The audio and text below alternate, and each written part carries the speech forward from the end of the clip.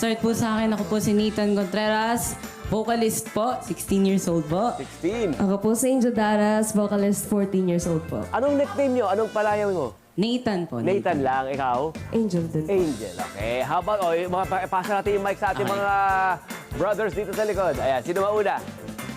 My name is Aldrich B. Bautista po. Aldrich. Yes po. Ilan taon ka na, Aldrich? 16 po. 16, okay. How about you?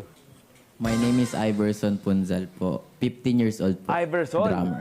15, okay. Aldrich, Iverson. At saka si... My name is Prince po and I'm 14 years old po. Aba, sina Prince, si Aldrich, si Iverson, si Nathan at si Angel, sila ang Sweet Child Band. Paano ba kayo nabuo? Kayo ba tanong na seryoso to kayo ba magkakapit bahay o magkakalaro, magkakaklase? Nag-umpisa? Magkakapit barangay po. So, Ayun. sa isang municipality, nasa iba't ibang barangay po kami. Okay. Nag-start po kasi yun sa isang studio po, sa isang rehearsal studio. Okay. Nakita-kita po kami, tapos sabi po namin, what if magsama-sama po as one band? Tapos yun na po, tuloy-tuloy na po. Magsi 6 years na po. 6 years na po. Years. kami. So, ibig sabihin, mga 10 years old lang kayo, 9 years old kayo, nagkita-kita? 8 po ata yes. Abo. Okay, sige. Oh, wow. Amazing. Ang galing, ha? And then, pero, halimbawa, like sila Iverson, nung ikaw ay mga gano'n, kay Daran, yan, tumutugtog ka na yan. Aba.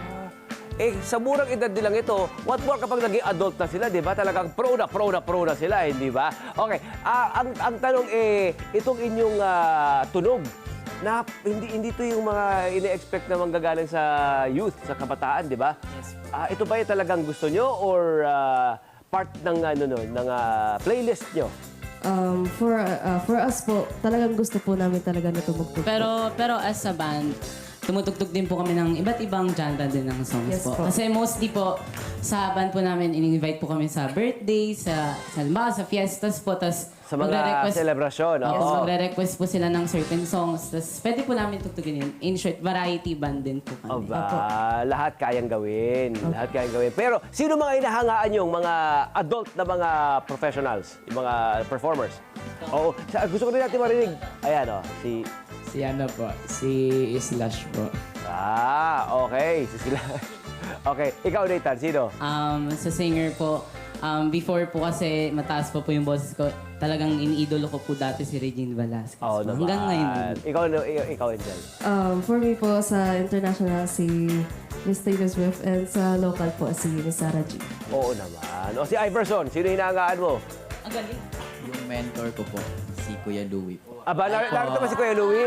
Narito si Kuya Louie?